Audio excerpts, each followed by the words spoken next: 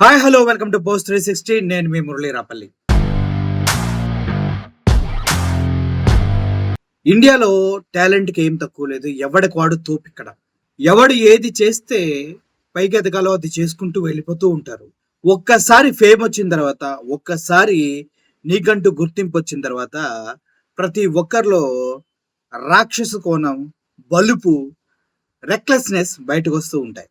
ఈ విషయాలు ఇప్పుడు మీకు చెప్పడానికి గల కారణం ఇండియాస్ టాప్ పోడ్కాస్టర్ రణ్వీర్ అల్హాబాదియా వాలా.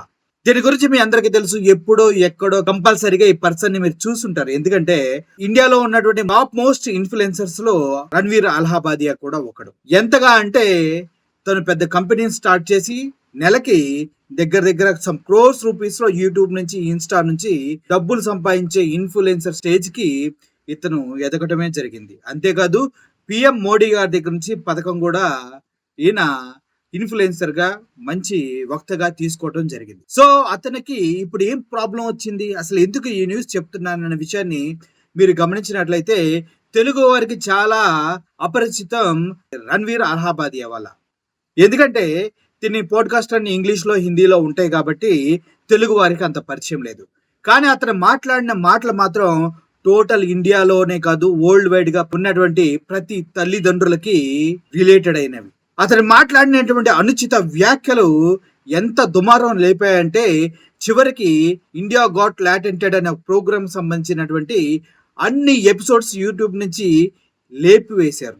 అంటే అర్థం చేసుకోండి, ఒక వ్యక్తి మాటలకి అంత ఆక్రోశం, అంత క్రోధం ఎక్కడి నుంచి వచ్చింది, అసలు ఏం మాట్లాడాడు, ఎందుకు మాట్లాడాడు అంటే తన గతంలో చేసిన ఇంటర్వ్యూస్, తను చెప్పిన నీతి వాక్యాలన్నీ ఉత్తివేనా అంటూ రణ్వీర్ అల్హాబాదియా వాళ్ళ పైన ప్రజలు ధ్వజమెత్తి నిరసనలు తెలియజేయటమే కాదు, అమ్మ నా బూతులు తిడుతూ ఉన్నారు. టాలెంటెడ్ అనుకోండి, ఇంకా ఇండియాస్ గాట్ టాలెంటెడ్ అని లాంటి ఒక ప్రోగ్రామ్ అది. అందుట్లో రణ్వీర్ అల్హాబాదియా, అదేవిధంగా అపూర్వ ముఖర్జీ అనే ఒక లేడీ, దాంతోపాటు సమయ్ రైనా అనే ఒక కమెడియన్, వీళ్ళంతా ఇన్ఫ్లుయెన్సర్స్. వీళ్ళంతా కూర్చొని అక్కడ టేబుల్ పైన కూర్చొని వచ్చినటువంటి వాళ్ళు చెప్పేటటువంటి స్టోరీస్, వాళ్ళు చెప్పే కథలు, వాళ్ళు చెప్పే వాళ్ళకున్న టాలెంట్స్ గురించి మాట్లాడుతూ ఉంటారు. ఎంతగా అంటే బూతులు, అమ్మ నా బూతులు, స్టార్టింగ్ దగ్గర నుంచి తెలుగు వారు మాట్లాడితే ఆ బూతుల్ని పెద్ద దరిద్రమైన సినిమానే అవుతుంది. అర్థమైందా? అటువంటి దరిద్రమైన బూతులు మాట్లాడుతూ ఉన్నారు. అక్కడికి వచ్చిన ఒక వ్యక్తి ఏం చేస్తావు, ఏంటి నువ్వు అది అని అడుగుతున్నప్పుడు ఆ కాంటెక్స్ట్ లో అతను చెప్తూ ఉంటాడు, అమ్మాయిల పర్సనల్ పార్ట్లో దమ్ము లేదేమో, అయిపోయిందేమో అంటే ఈ అపూర్వ ముఖీజా అంటది, నువ్వు పుట్టిన తర్వాత ఎప్పుడైనా అమ్మాయిల ప్రైవేట్ పార్ట్లు చూసావా అంటూ లాస్ట్ లో బూతు, అబ్బాయిలకున్న పర్సనల్ పార్ట్ గురించి ఒక పెద్ద పదం వాడుతుంది ఈవిడ.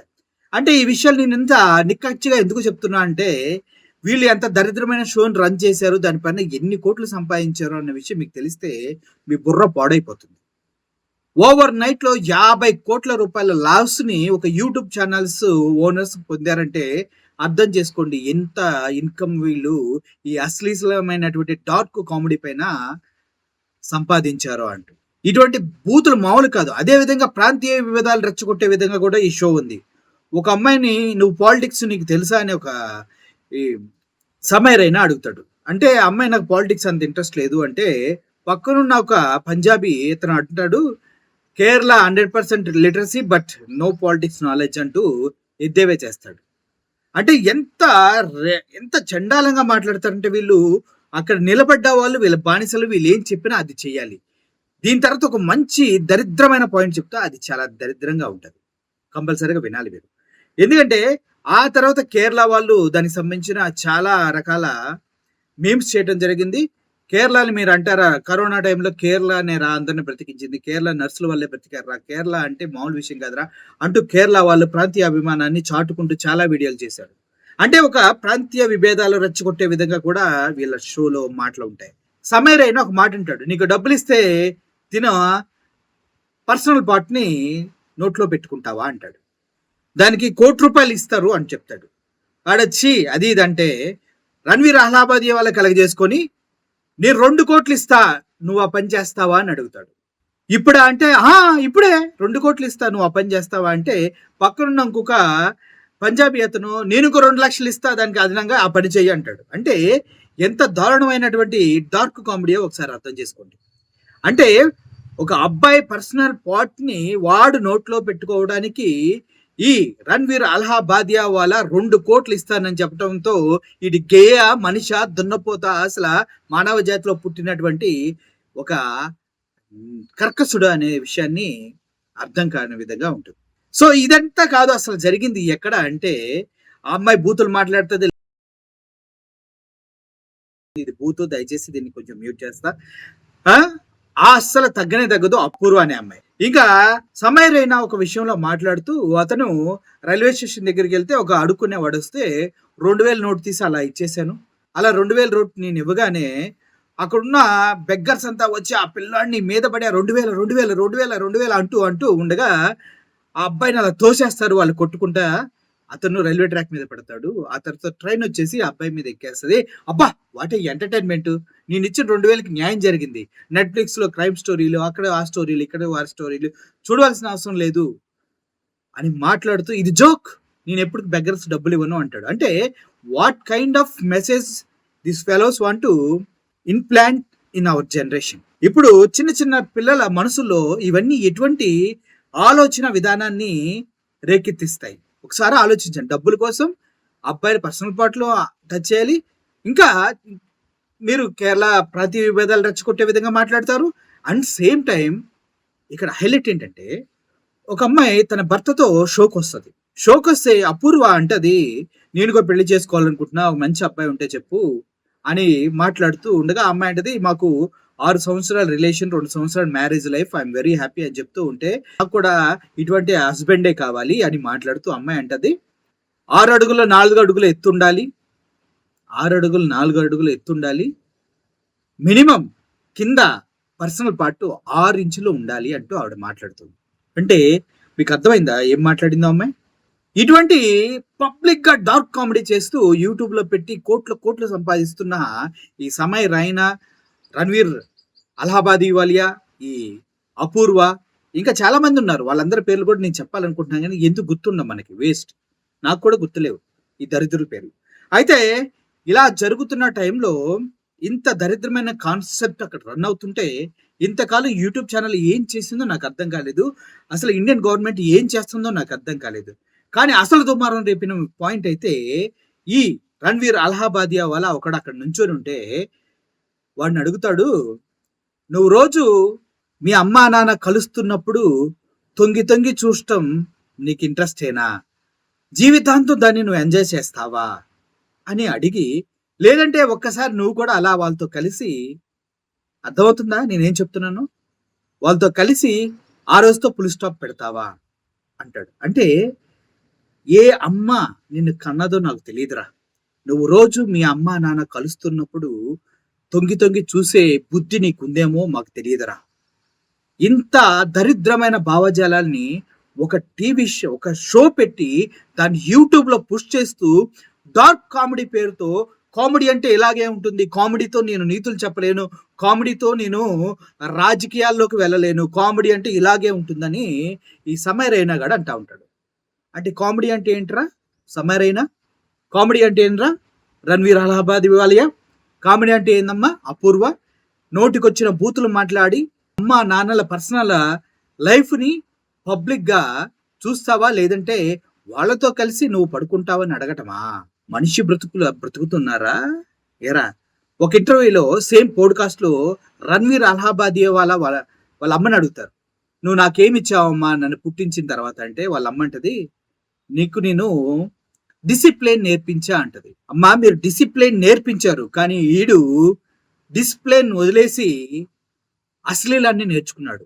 నేను చెప్తున్నా ఇప్పుడు ఈడు డిసిప్లిన్, మీరు నేర్పించిన డిసిప్లిన్ గాలికి వదిలేసి అశ్లీలమైనటువంటి జోకులు నేర్చుకున్నాడు. మీరు మీ హస్బెండ్ కలిసి ఉన్నప్పుడు ఎన్నిసార్లు వీడు చూస్తున్నాడో అర్థం కాని సిచ్యువేషన్ అమ్మా. దయచేసి ప్రతి తల్లిదండ్రులు ఈ డార్క్ కామెడీ షోస్ ని పిల్లలు చూస్తున్నారేమో ఒక కంట కనిపెడుతూ ఉండాలి. ఈ మాటలన్నీ విన్న తర్వాత, ఈ దరిద్రాన్ని మీకు ప్రజెంట్ చేసిన తర్వాత ఇప్పుడు జరుగుతుంది ఏందో కూడా నేను మీకు చెప్పాల్సిన బాధ్యత నా పైన ఉంది. సో ఈ రణ్వీర్ అలహాబాదియా వాళ్ళ ఎప్పుడైతే ఈ కామెంట్ చేశాడో, ఇటువంటి దరిద్రమైన మాటలతో తల్లిదండ్రులను టోటల్ ఇండియాలో ఉన్నటువంటి ఫ్యామిలీ వ్యవస్థను తప్పుదారి పట్టించేలాగా మాట్లాడి యువతని ఇన్ఫ్లుయెన్స్ చేయడానికి ప్రయత్నించాడు. ఆ మరుక్షణం ఆ మరుక్షణం మహారాష్ట్ర సీఎం దేవేంద్ర ఫడ్నవీస్ ఈ షోని ఇమీడియట్ గా ఆపాలంటూ తన గళాన్ని నింపాడు. అంతేకాదు శివసేన రాజ్యసభ ఎంపీ ప్రియాంక గారు కూడా ఇంత దరిద్రమైన షోలు ఎందుకు రన్ చేస్తున్నారంటూ ఇండియన్ బ్రాడ్కాస్టింగ్ కంపెనీకి లెటర్లు రాయటం జరిగింది. అంతేకాదు యూట్యూబ్ ఛానల్స్ కూడా గవర్నమెంట్ తరఫున లెటర్స్ పెట్టడం జరిగింది, ఇటువంటి షోని ఆపేయండి అని.